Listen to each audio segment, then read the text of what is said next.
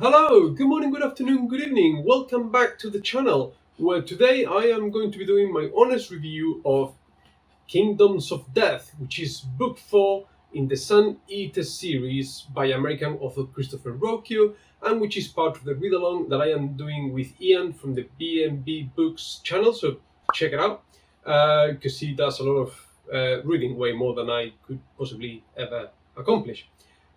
But anyway, I am going to spoil a little bit the plot of this book, so warning ahead. But I also want to keep some elements of the book for the live discussion that I'll be having with Ian at some point, possibly in the next few weeks or so. Now.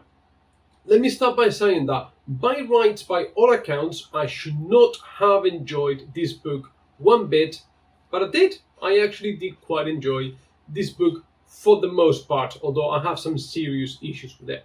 In summary, the action takes part decades after events of the previous book, because in this universe where space travel in Fugue takes light years to get from one planet to another, and Ruocchio does that in every book. He builds these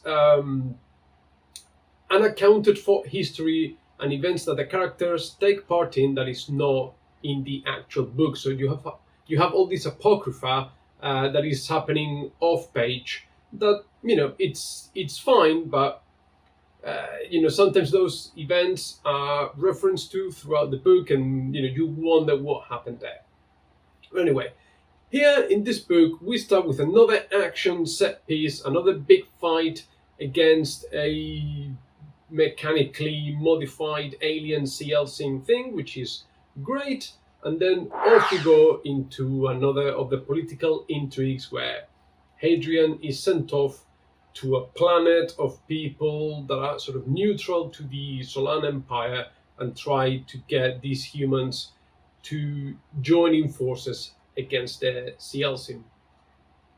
Like I said, plot spoiler, Hadrian gets betrayed. He gets taken by the Cielcin and is tortured to within an inch of his life, and he gets rescued last minute, and that's it basically. So not a lot happening in this book, not at all. Over 500 pages.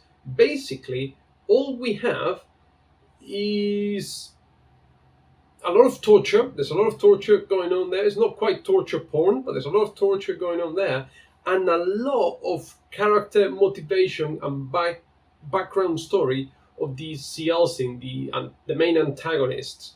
So this book gave me a lot of Wheel of Time vibes, those kind of middle slog books, but it's a lot better than what those books were, because those books amounted to a lot of people talking and achieving nothing.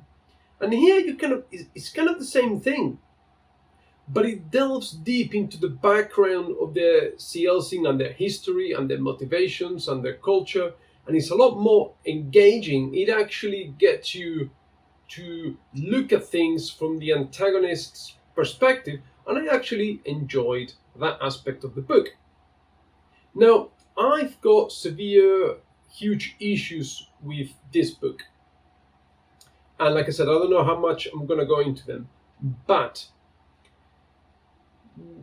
the way things are going, the way Hadrian is being tortured, the way it's all happening, there's no way out. Like, there's no way he's going to escape by himself. There's no way he's going to be rescued. But he does. And it's done in a way that I did not find satisfying at all. In fact, to me, it felt very much Deus Ex Machina. And I again invite you, and I again please recommend that you join in the live discussion I'll be having with Ian, because I want to keep that for there. I think it deserves a long discussion. And throughout his imprisonment, he's kind of offered a way out that I could see plausible and I would have bought into. But when that gets rejected, and obviously knowing that he is going to escape because we have books 5 and 6 to come, I was thinking, oh, please, no, please don't let it be this, please don't let it be this. And it was that, and it was hugely disappointing. and it was hugely unbelievable. So that, I would say, like, I enjoyed 90% of the book, except for the last bit. The last bit, it just felt contrived. It felt like Hadrian's got plot armor, and it just, if you unpick the situation and the way in which he gets rescued, it's highly unbelievable, and it doesn't work with the situation that he was in.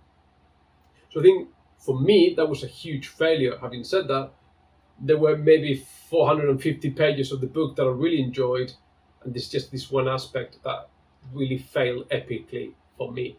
There's also another aspect that I want to discuss with Ian that didn't work. I think sometimes the problem with hard magic systems, and I'm not saying there's not really a magic system here, there's not magic, but there is something happening to do with parallel universes and parallel realities, and Hadrian being capable of casting his eye into parallel realities and then placing himself in one of those alternative realities and kind of sort of shaping the future, or changing the most likely outcome of current events. Now, the way that has worked so far in the series is that he's in a pickle, he's in a life or death situation, and then he can sort of place himself in this reality and get out of it, because in that reality he manages to dodge the bullet, so to speak, and then carry on. What doesn't happen, what hasn't been established, and it happens very conveniently here at the most critical point in time, is that one of his alter egos from those alternate realities hands him over the magical MacGuffin that gets him, and we didn't establish that. Yes, he could transition into an alternate reality. What we never had before was an exchange of objects and conversations between the parallel Hadrians in those parallel realities. And to me, I think that's a mortal thing. That you cannot conveniently, when it suits you, oh, I can also do this as well with my magic system type thing. So I think there are serious flaws in this book, like really serious flaws, but I still enjoyed it.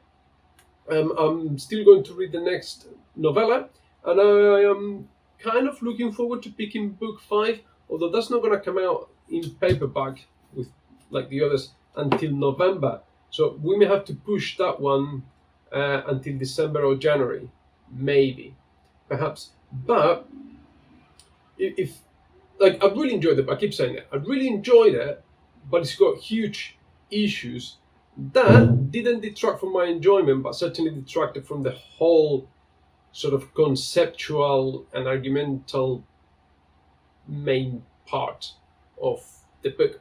But maybe I missed something. Maybe I got that wrong. Maybe my perception of those situations in the book is flawed, and I missed something out. So please do point it out in the comments below if you think I got that wrong. If you know what I'm referencing to, because I know I kept it fairly vague because I don't want to spoil things too much, and I was saving it for the live discussion. But anyway, this is all I had for today. As usual, thank you everyone so much for watching. Please, if you haven't done so, like, subscribe, comment. Let me know what you think. Take loads and loads of care, and I'll see you soon. Bye.